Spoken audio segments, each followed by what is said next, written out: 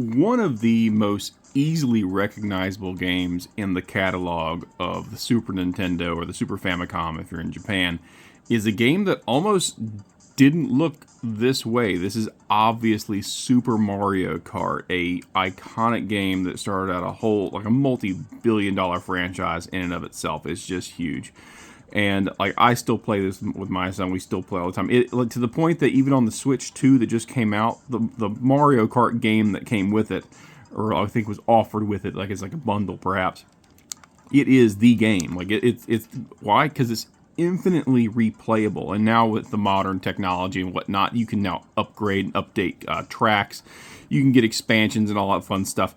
But the great part about this is just a little bit of trivia related to Super Mario Kart, and that is simply this. When it first came out, originally it was not going to be Mario Kart. You were not going to see all these iconic IP things, Bowser, Toad, the Donkey Kong Jr., etc., etc. It was just going to be a generic racing game, I think possibly with the weapon system included, but possibly not.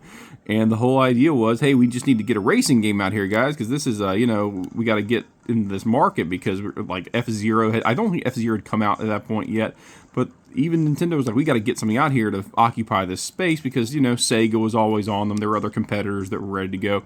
And they'd had a history of working with the NES and playing like Excite Bike, all these various racing games that were out there.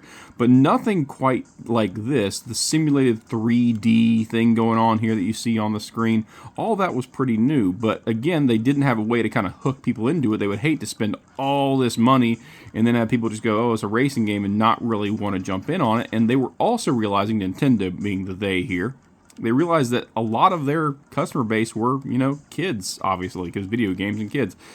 And the success of things like Sonic on the Sega side, and obviously success of Super Mario Brothers, which had come out by this point, Super Mario World with the cape and the more cartoony aspects to it. They said, hey, we got to do something to get people to play this game.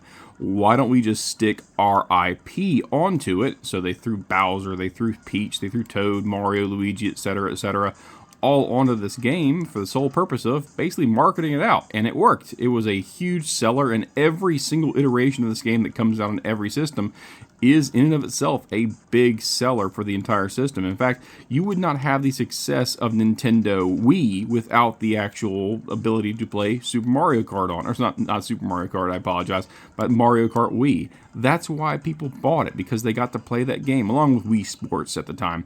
But one of the biggest games is Super Mario Kart 8 or Infinite or whatever on the Switch. Huge seller. Even now, people still play it like crazy because the Switch 2 hasn't become quite ubiquitous enough yet. But overall, just an amazing franchise with a cool history because it almost wasn't what we expected it to be back today with all these cartoony guys on it and characters. It was going to be just a generic racing platform kind of game. So, thank goodness they made the right choice.